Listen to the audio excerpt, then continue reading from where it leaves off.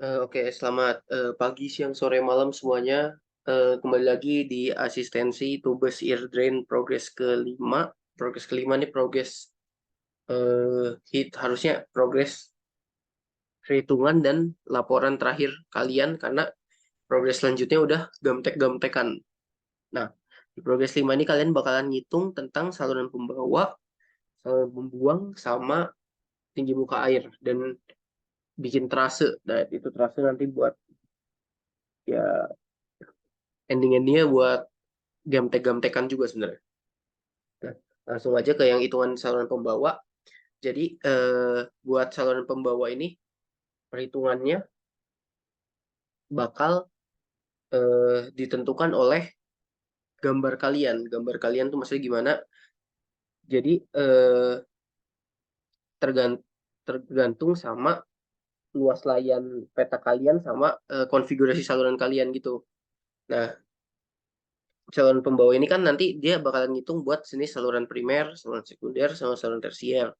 Nah, maksud aku yang tadi tergantung gambar kalian adalah di luas layan sama nanti si kebutuhan kebutuhan debitnya.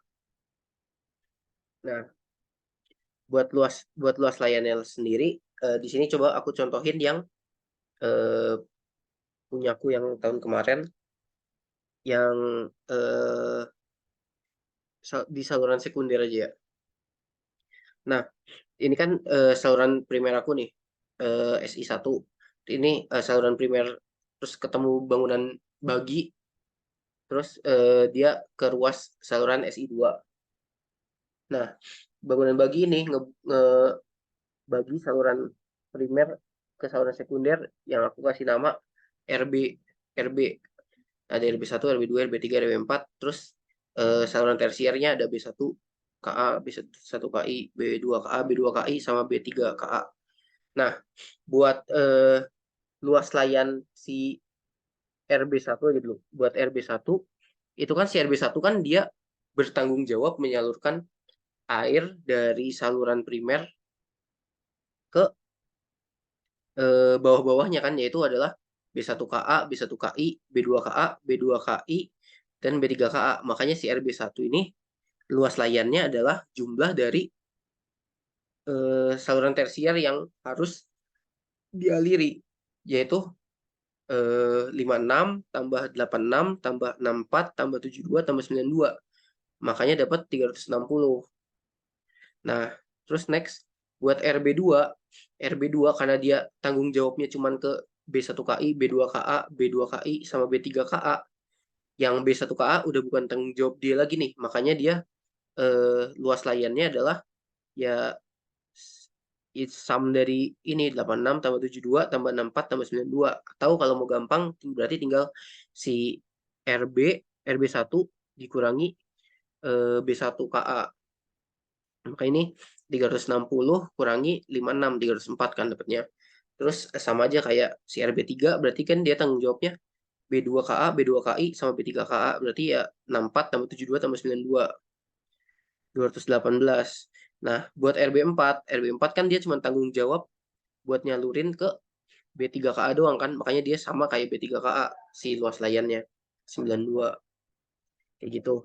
Nah, nanti si BSI aku tuh dia 682 karena dia eh, nanggung tanggung jawab atas saluran sekunder RB1 ini, sama ada yang di sebelah kirinya, yaitu dia butuhnya adalah ini kan RB1 kan butuhnya 360.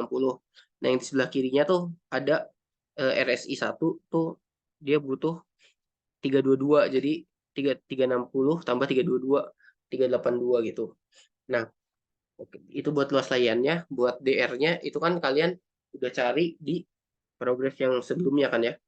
Yang buat pola tanam itu efisiensi saluran ikutin aja, kalau primer 0,65, sekunder 0,72, tersier 0,8. Panjang saluran nih kalian hitung berdasarkan peta biru kalian, sama kayak waktu ngitung luas petak pakai skala-skala gitu aja. Nah, buat kemiringan saluran tuh ini kita awalnya pukul rata dulu pakai elevasi tertinggi dikurangi elevasi terendah dibagi panjang saluran maksimum. Kalau aku dapetnya segini waktu itu. Nanti bakal dicontohin buat debit kebutuhan debitnya itu tergantung sama luas layan. Rumusnya tuh debit sama dengan luas layan dikali sama DR-nya dikali sama efisiensi saluran. Luas layan dibagi sama DR-nya dikali sama si efisiensi salurannya. Atau bentar. Ya nanti adalah contoh perhitungannya. Lupa.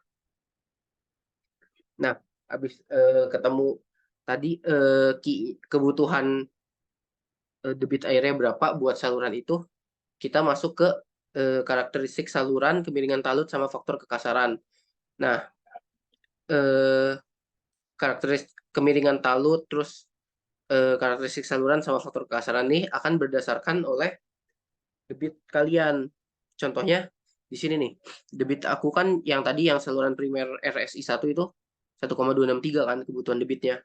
Nah, berdasarkan si tabel yang ini itu di sini nih kan di yang 1 sampai 1,5 berarti 1,263 itu dapat si kemiringannya 1, B per H-nya antara 1,5 sampai 1,8. Kalian forecast. Di sini aku dapat 1,6488 dan dapat K-nya 40. Nah, itu kalian hitunglah buat semua saluran kalian tadi. Nih, contohnya yang kedua, dia debitnya butuhnya 0,596. Berarti kan di antara 0,5 sama 0,75 nih. Dapat M-nya 1, dapat perbandingan B per H-nya antara 1,2 sampai 1,3. Aku dapatnya 1,2202. Dapat faktor kekasarannya 35. Kayak gitu. Nah, dari saluran dari nilai-nilai tadi tuh kalian diapain sih? Nah, setelah kalian dapat nilai tadi si M, B per H sama K, kalian nih bakalan nebak nilai B awal. Nah, nilai B awal nih kalian bisa tebak berapa aja lah. 10 boleh berapa kalian, karena nanti juga bakalan digolsik biar sesuai, biar key supply sama dengan key demand. Nah, setelah kalian nebak nilai B awal, kalian ngitung nilai H pakai perbandingan B per H tadi. Kalau perbandingan B per H-nya 1, berarti si nilai B-nya sama kayak nilai H. Nah, habis dapat nilai B sama H, kalian hitung nilai A. Karena saluran kalian ini bentukannya adalah trapesium, makanya rumus nyari A-nya kayak gitu, B dikali H tambah M H kuadrat. Nah, keliling basahnya rumusnya kayak gini. Jari-jari hidrolisnya luas penampang dibagi keliling basah, kecepatannya pakai rumus ini. Terus kita cari nilai debit berdasarkan kapasitas saluran kita. Nah, setelah terus kita kan dapat nilai debit berdasarkan kapasitas saluran kita. Terus kita juga butuh sebelumnya punya nilai debit yang dibutuhkan sama saluran kita. Nah, itu tuh nilai debit kapasitas saluran kita sama yang dibutuhkan sama saluran kita tuh harus sama nilainya. Makanya kalian lakukan iterasi menggunakan goal seek dengan mengubah nilai B yang tadi ditebak di awal, sehingga perbandingan debit saluran sama debit yang dibutuhkannya itu 1. Nanti bakalan dicontohin perhitungannya. Nah, ini sama salah. Nah, habis kalian ngitung tadi yang goal seek tadi, nanti kan kalian dapat nilai B yang sesuainya nih, yang udah hasil di goal seek. Nah, nilai B sama H tadi, nilai B dapat, terus nanti dapat nilai H juga kan, nilai B baru dan H baru. Nah, nilai B, H baru dan H baru itu kalian bulatin ke atas lah. Misalnya kalian dapat 1,25, kalian ambil 1,3. Misalnya kalian dapat 1,11, ya kalian bulatin juga ke 1,2. Pokoknya dibulatin ke atas. Nah, habis itu kalian cari freeboardnya, cari ketinggian saluran, terus cari luas penampang saluran yang sudah dikoreksi, keliling basah terkoreksi, jari-jari hidrolis terkoreksi, kecepatan terkoreksi, dan terakhir ngitung kemiringan saluran terkoreksi. Nah, ini contoh perhitungannya. Tadi kan aku dapat B per H-nya 1,59, K-nya 40. Nah, di sini nih kalian tebak nilai B dulu. 10, masukin aja 10. Nah, nanti H-nya berarti tinggal B dibagi sama B per H, dapat nilai H, terus dapat nilai A, pakai rumus tadi, dapat nilai P, dapat nilai R, dapat nilai V, nah dapat nilai Q. Nah, Q yang ini itu harus sama dengan Q yang di awal tadi, yang ini nilai Q-nya di goal sheet.